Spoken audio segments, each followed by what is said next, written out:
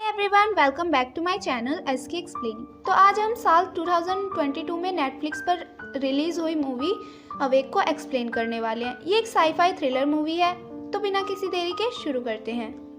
Movie के शुरुआत में हम एक लेडी को देखते हैं जो कि एक्स सोल्जर होती है। उसका नाम जिल होता है और वो अब एक हॉस्पिटल में वर्कर होती है।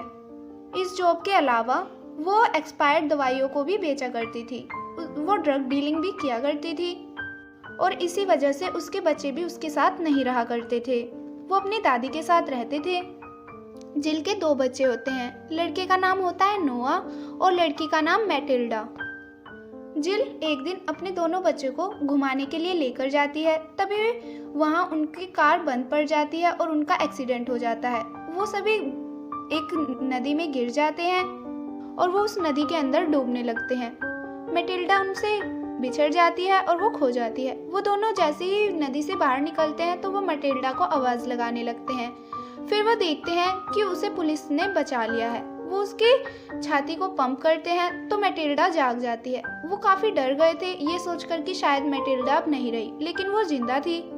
और वो देखते हैं कि आसपास की सभी कारों का उनके जैसा ही हाल हो गया है। वो तीनों जल्दी से वहाँ से जाते हैं और एक हॉस्पिटल में चले जाते हैं। हॉस्पिटल में जाकर वे देखते हैं कि सभी का एक्सीडेंट हो गया है। बहुत से लोगों को चोट आ रखी थी और सभी चिल्ला रहे थे। और हॉस्पिटल में जितने भी पेशेंट्स थे जो कि कोमा में थे, अब उन सबको होश आ गया था। पर ये कैसे हुआ, इसका जवाब किसी के पास भी नहीं था। वे तीनों हॉस्पिटल से अपने घर की तरफ जाते हैं और फिर वहाँ जाकर वो देखते हैं कि शहर की सभी लाइट चली गई है और कुछ भी काम नहीं कर रहा है। इसका मतलब अब ये कयामत थी, अब कोई भी नहीं बचेगा। मैटिल्डा ये सोचकर काफ़ी डर रही थी और वो रोने लगती है। मैटिल्डा को उसकी मॉम चुप कराती है और उसे सोने के लिए भेज देती है, लेकिन मैटिल्डा तो सो जाती है और उनमें से किसी को भी नींद नहीं आ रही थी। जिल भी सोने के लिए जाती है लेकिन उसे नींद नहीं आती तो वो अपनी बेटी नोआ के पास चली जाती है। वो उसे सोने के लिए कहती है लेकिन नोआ कहता है कि उसे नींद बिल्कुल भी नहीं आ रही है। उसकी दादी डोरिस, उसे भी बिल्कुल भी नींद नहीं आ रही थी।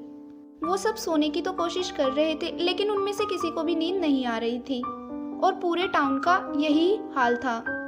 वो योगा और मेडिटेशन को भी आजमाते हैं लेकिन इससे भी कुछ फर्क नहीं पड़ता और किसी को भी नींद नहीं आ रही थी। पूरा टाउन हड़बड़ी में था कि ये सब क्या हो रहा है। नोआ देखता है कि आसमान में कई सारे तारे टूट रहे थे तो वो ये सब अपनी मॉम को भी दिखाता है, पर उसकी मॉम कहती है कि ये तारे नहीं हैं, ये सैटेलाइट्स हैं। नोआ ये देखकर डर जाता है कि सभी सैटेलाइट एक साथ कैसे खराब हो सकती हैं। फिर जिल सुबह सुबह 6 बजे अपने हॉस्पिटल के लिए निकल जाती है और वो मैटिल्डा को देखती है। वो आराम से सो रही थी। फिर मैटिल्डा को देखकर वो हॉस्पिटल की तरफ निकल जाती है। वो रास्ते में देखती है कि सभी कारें खराब हो गई हैं और कुछ लोग टेंस्ड अप हैं, लेकिन वहीं कुछ लोग उसका फ़ायदा उठा रहे थे। वे रास्ते पर ही पार्टी कर रहे थे। तो मैटिल्डा के पास एक बंदा आता है और उससे कहता है कि उसे ड्रग्स की ज़रूरत है। अगर वो उसे ड्रग्स ला कर देगी तो वो उसे उसके दुगने दाम देगा। तो जिल मान जाती है और अपने हॉस्पिटल की तरफ निकल जाती है। वो जैसे ही सबसे बच के उस ड्रॉर की तरफ जाती है तो वो उसमें से पिल्स निकाल लेती है, लेकिन तभी वहाँ पर सोल्जर्स आ जाते हैं और यहाँ पर ये कंफर्म हो जाता है कि ये प्रॉब्लम पूरी दुनिया में है, कोई भी इससे बच नहीं पाया है। और जो आर्मी की कार होती हैं वो अभी भी चल रही होती हैं क्योंकि उनका मैकेनिज्म अलग होता है। आर्मी के साथ उनकी हेड मर्फी भी आई होती है जो कि जिल को चोरी करते हुए पकड़ लेती है। वो जिल को ऐसा करने के लिए मना करती है और वो उसे ऐसे ही छोड़ देती है क्योंकि उनके पास इतना टाइम नहीं था कि वो उससे बहस करे। वो वहाँ पर कुछ ज़रूरी सामान लेने के लिए आई थी क्योंकि वे एक हब बना रहे हैं जहाँ पर वो उनके सवालों के जवाब ढूंढ सके। मर्फी का असिस्टेंट उनसे बताता है कि पूरी कंट्री की सिर्फ पावर ही नहीं गई है, गाड़ियाँ भी नहीं चल रही और कोई सो भी नहीं पा रहा है। वो उससे बताता है कि नींद जैसी अब कोई भी चीज़ नहीं रह गई है। वो जिल से बताता है कि पता नहीं अब इंसान जिंदा रह गए हैं या हम सब मुर्दा हैं। वो बताता है कि बीच की कोई भी स्टेज जैसे कोमा और बेहोशी नहीं रही। वो कहता है हम इन्हीं सब चीज़ों का जवाब ढूंढने के लिए एक हब बना रहे हैं। और वो बताता है कि ये काम एक औरत की हेल्प से होगा जो कि अब भी सो पा रही है, यानी कि वहाँ उस पर रिसर्च होगी और पता लगाया जाएगा कि वो कैसे सो पा रही है। क्योर ढूंढा जाएगा ताकि ह्यूमैनिटी बच सके, क्योंकि ना सोने से क्या होता है वो हम सबको पता है। वो उससे कहता है कि तुम्हें पता ही होगा, अगर नींद बिल्कुल गायब हो जाए तो उसके परिणाम क्या होंगे, वो जानलेवा हो सकती है और ये सभी ह्यूमैनिटी के लिए घातक है। उस असिस्टेंट की बातें सुनकर जिल कहती है कि ऐसा कुछ भी नहीं है, मेरी बेटी सो पा रही है और मैं उसे सुबह भी देख कर आई थी, वो बिल्कुल आराम से सो रही थी। तो वह असिस्टेंट बोलता है कि ऐसा बिल्कुल नहीं है, ऐसा कैसे हो सकता है। वो उसे उसके पास ले जाने के लिए बोलता है। वो कहता है कि हम उस पर भी रिसर्च करेंगे ताकि हम पता कर सकें कि वो कैसे सो पा रही है। तब वो असिस्टेंट उससे पूछता है कि क्या तुम्हारी बेटी का कहीं एक्सीडेंट तो नहीं हुआ। तब वो जिल कहती है कि क्या बकवास कर रहे हो तुम। तब वो कहता है कि शायद तुम्हारी बेटी मर चुकी है, वो सो नहीं सकती क्योंकि इस दुनिया में कोई भी सो नहीं पा रहा है। तो जिल ये सब सुनकर जल्दी से अपने घर की तरफ भागती है क्योंकि कल सुबह ही उनका एक्सीडेंट हुआ था। वो जब अपने घर पहुंचती है तब वो देखती है कि मैटिल्डा घर पर नहीं होती। तब वो नोवा से पूछती है कि मैटिल्डा कहाँ है। तब नोवा उससे बताता है कि वो दादी माँ के साथ चर्च गई है। तब वो जल्दी से सामान पैक करने लगती है क्योंकि उसे पता था कि उसे मैटिल्डा को लेकर यहाँ से जाना होगा, क्योंकि अगर वो रिसर्चर्स के हाथ लग गई तो वो उसके साथ क्या करेंगे। तो वो जल्दी से सामान पैक करती है और नोवा को भी साथ चलने के लिए कहती है। वो वहाँ से निकल ही रहे होते हैं, तभी वहाँ पर वो असिस्टेंट पहुँच जाता है और वो जिल से पूछता है कि कहाँ है मैटिल्डा। तब वो कहती है कि वो यहाँ पर नहीं है। तब नोवा उससे बता देता है कि वो चर्च गई है। असिस्टेंट जिल से पूछता है कि मैटिल्डा कहाँ है। जिल उससे कुछ भी बताना नहीं चाहती, लेकिन तभी नोवा उससे कह देता है कि मैटिल्डा दादी माँ के साथ चर्च गई है। तो वो असिस्टेंट भी चर्च के लिए निकल जाता है और वो जब रास्ते से जा रहे होते हैं तब वो रास्ते में देखते हैं कि लोग हद से ज़्यादा पागल हो गए हैं। वे एक दूसरे को मारकर ऐसे ही फेंक दे रहे हैं। उन्हें रास्ते पर एक डेड बॉडी भी मिलती है जिसे देखकर उन्हें काफ़ी डर लगता है। और जब वो तीनों चर्च पहुंचते हैं तो वो देखते हैं कि मैटिल्डा यहाँ पर सो रही है। सभी आदमी ये देखकर गुस्सा हो जाते हैं कि उनके बच्चे नहीं सो पा रहे। तो वो मैटिल्डा की बलि देने के लिए कहते हैं। वो कहते हैं कि इससे ह्यूमैनिटी बच सकती है, अगर हम मैटिल्डा को मार देंगे तो क्या पता हम सब बच जाएं। वो चर्च का प्रीस्ट उनसे ऐसा करने के लिए मना करता है तो वो उसकी तरफ ही बंदूक तान देते हैं और जो असिस्टेंट होता है वो उन्हें रोकने के लिए आगे बढ़ता है तो वो असिस्टेंट को ही मार देते हैं शूट करके।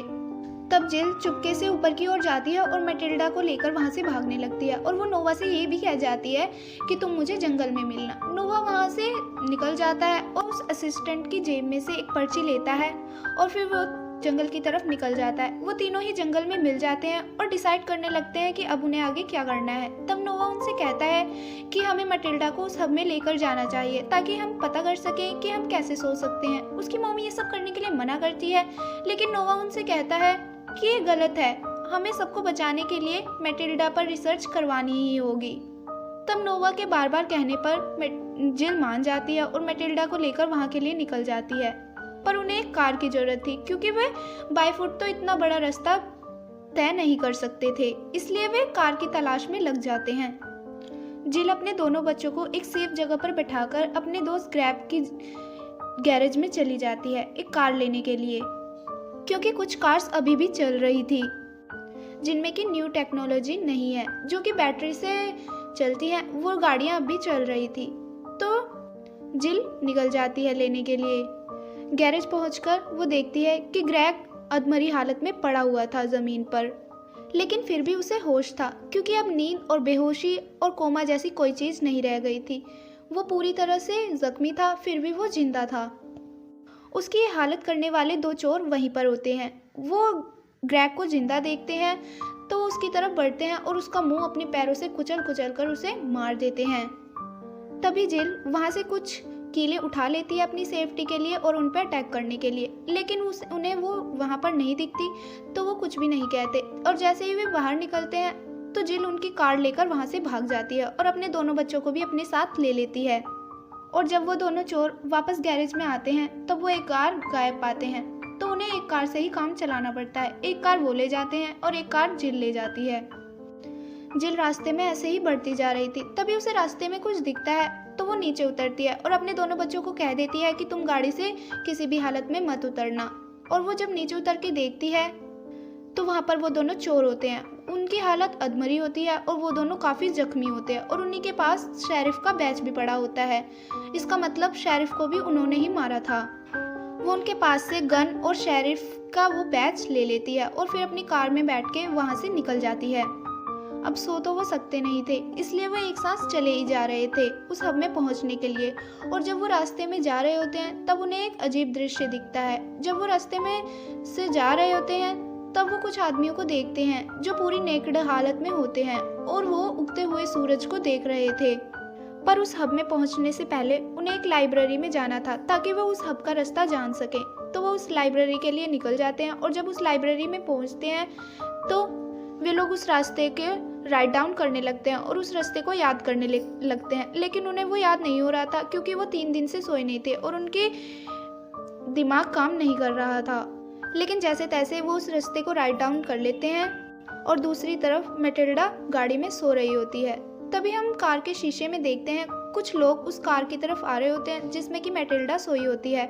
उनमें से एक आदमी उस कार को भगाकर ले जाता है और जब जिल ये देखती है तो वो उस कार का पीछा करती है, लेकिन वो आदमी तेजी से गाड़ी को ले जाता है और यहाँ जिल के पीछे सभी क्रिमिनल्स लग जाते हैं। वो जेल से छूटकर भाग गए थे क्योंकि गार्ड से उन्होंने चाबी छीन ली थी और वो सब जेल से निकल गए थे। वो जिल को मारने के लिए बढ़ते हैं आगे, लेकिन तभी वो जो कार लेकर वहाँ से भाग गया था वो आता है और उन्हें बचा लेता है। जिल उस पर बंदूक तान देती है और उससे पूछती है कि तुम कौन हो। तभी वो आदमी जोर से ब्रेक लगाता है और जब जिल आगे की तरफ गिर जाती है तो वो आदमी उसके हाथ में से बंदूक छीन लेता है और उसे जिल की तरफ तान देता है। तब जिल उससे बताती है कि उस बंदूक में गोलियां नहीं हैं। तब वो आदमी ये झूठ समझता है और उस बंदूक को खोलकर देखता है तो सच में उसमें गोलियां नहीं होती। उस आदमी से एक डील करती है। वो उससे कहती है कि तुम ड्राइव करो और हम एक हब जा रहे हैं जिससे कि हम ह्यूमैनिटी को बचा सकते हैं। वहाँ पर कुछ रिसर्चर्स मैटिल्डा के ऊपर रिसर्च करेंगे और वो पता लगाएंगे कि मैटिल्डा कैसे सो पा रही है। तब वो आदमी इसके लिए मान जाता है और वो ड्राइविंग करने लगता है। पर जब उनकी गाड़ी का डीजल खत्म हो जाता है तब वो एक जगह पर रुकते हैं और वहाँ से अपनी ज़रूरत का सभी सामान लेने लगते हैं। जिल अपनी बेटी मैटिल्डा को सरवाइव करने के लिए डीजल कैसे निकालना है, कार कैसे ड्राइव करनी है, वो सब सिखा रही होती है। नोवा ये समझ जाता है कि मॉम उससे प्यार नहीं करती, वो सिर्फ मैटिल्डा की ही फिक्र कर रही हैं और उसे सरवाइव करने के लिए सब कुछ बता रही हैं। तब वो आदमी उसे समझाता है कि ऐसा कुछ भी नहीं है, तुम्हारी मॉम तुमसे भी बहुत प्यार करती है। जब जिल मैटिल्डा को ड्राइविंग करना सिखा रही होती है तब वे एक गैंग के पास फंस जाते हैं। वो गैंग कुछ लोगों को पकड़कर उन्हें टॉर्चर कर रही होती है।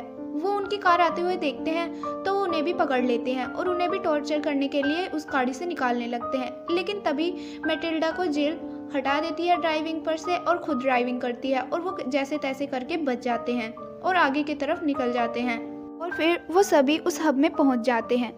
जिल उस आदमी को कार देके वहां से रवाना कर देती है और फिर वो अपने बच्चों को एक सेफ जगह पर बिठाकर खुद उस हब के अंदर जाती है। वहाँ वो एक डॉक्टर की ड्रेस पहन लेती है और वो देखती है कि जितने भी सिपाही होते हैं वो खुद को ड्रग्स के ज़रिए फंक्शन करवा रहे होते हैं। फिर जिल उस हब के अंदर जाती है और एक डॉक्टर की ड्रेस पहन लेती है। फिर जिल उस लेडी के पास जाती है जिसके ऊपर अब रिसर्च चल रही थी और वो उसे देखती है तो शॉक हो जाती है क्योंकि उसकी हालत उन रिसर्चर्स ने बहुत बुरी कर रखी थी। उन्होंने उसका सारा खून सक कर लिया था और उसके ब्लड सैंपल से बस वे टेस्ट ही करे जा रहे थे। और यहाँ पर हमें जिल की बातों से ये पता चलता है कि वो वहाँ रिसर्चर्स को अपनी बेटी मैटिल्डा को देने के लिए नहीं लाई है, बल्कि वो उस लेडी को लेने आई है ताकि जब वो सब मर जाए तो वो लेडी अब उसकी बेटी मैटिल्डा का ध्यान रख सके। तब वो लेडी जिल से कहती है कि वो खुद नहीं जानती कि वो अब तक कैसे जिंदा है, क्योंकि वो तो खुद कोई महीने पहले मरने वाली थी। और जैसे ही जिल उस लेडी को वहाँ से लेके जा रही थी तभी वहाँ पर डॉक्टर मर्फी पहुँच जाती है और वो जिल को पहचान लेती है। वो जिल से कुछ भी करने के लिए मना करती है। तब जिल उसे अपनी बातों में फंसाकर कहती है कि वो यहाँ उनके साथ रिसर्च करवाने के लिए आई है। और तब मर्फी उससे कहती है कि उन्हें 6 दिन बिना सोए हो गए हैं और उन्हें अब तक कोई भी क्योर नहीं मिल पाया है।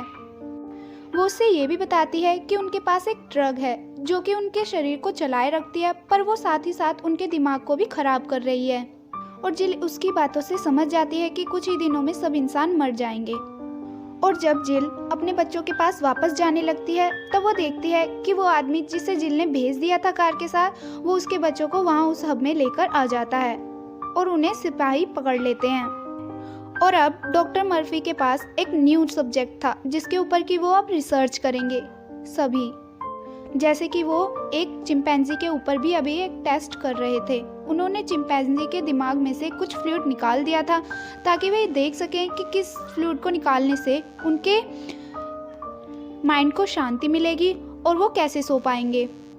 और यहीं पर हम ये देखते हैं कि जैसे कि हम इंसान नहीं सो पा रहे थे, वैसे ही वो चिंपैंजी भी नहीं सो पा रहा था और उसे कोई ड्रग भी नहीं दिया गया था, ना ही कोई एनेस्थीसिया, जिसकी वजह से उसे सारा दर्द खुद सहन करना पड़ रहा था और वो काफ़ी दर्द में होता है। और तभी जिल के पास मर्फी आती है और वो उससे बताती है कि ये सब कैसे हुआ। वो उससे बताती है कि एक सोलर फ्लेयर हुआ जिसने इंसानों के ग्लिम्पैथिक सिस्टम को ख़राब कर दिया, जिसकी वजह से कोई भी सो नहीं पा रहा। और वहीं दूसरी तरफ जैसे ही मटिल्डा के ऊपर टेस्ट होने जा रहे थे, हम देखते हैं कि वो औरत मर जाती है जिसके ऊपर की रिसर्च की जा रही थी।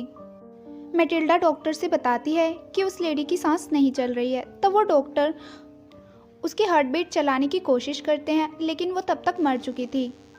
तब मर्फी एक सोल्जर से कह के नोवा को बुलाती है, क्योंकि वो दोनों भाई बहन थे, इसलिए उन दोनों के ऊपर ही रिसर्च अब की जाएगी, ये पता लगाने के लिए कि एक कैसे सो पा रहा है और एक क्यों नहीं सो पा रहा।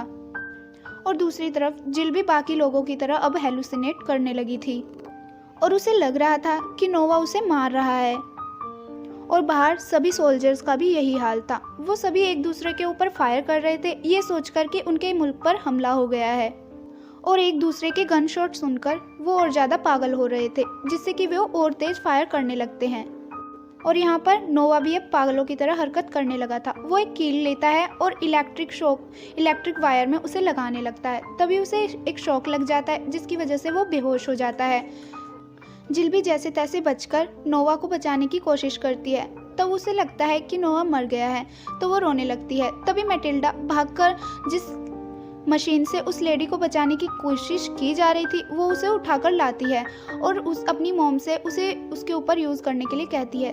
तब उसकी मॉम नोवा की छाती पर उसे लगाती है, पर वो नहीं जागता। फिर उसकी मॉम रो रो कर सो जाती है अपने बेटे के साथ। तब सुबह हो जाती है और हम देखते हैं कि नोवा जाग जाता है और मटिल्डा अपनी मॉम से बताती है कि वो जिंदा है। तब उसकी मॉम उसे देखती है कि वो सच में ही जिंदा होता है और वो रात से सो रहा था। अब नोवा, मटिल्डा और जिल वो सब अपने घर के लिए रवाना हो जाते हैं। तभी मटिल्डा को एक बात याद आती है। वो नोवा से कहती है कि जो भी मरने के बाद जिंदा हो रहा है वो सो पा रहा है और उसकी जान बच रही है। नोवा को मटिल्डा की बात समझ नहीं आती और वो उसे अच्छे से एक्सप्लेन करने के लिए कहता है। तब मटिल्डा कहती है कि मैं भी मर गई थी और वो जो लेडी जिसके ऊपर रिसर्च हो रही थी उसने भी बताया था कि वो मरने वाली थी और तुम भी रात मर चुके थे, हमने तुम्हें दोबारा जिंदा किया और तुम सो पा रहे थे। तब नोवा मटिल्डा की सारी बातें समझ जाता है और वो दोनों एक प्लान बनाते हैं। वो दोनों अपनी मॉम को एक जगह लेक के पास लेकर जाते हैं। वो अपनी मॉम को उसमें डुबाते हैं और अपनी मॉम को उसमें डुबा देते हैं, ये सोचकर कि उनकी मॉम जिंदा हो जाएगी।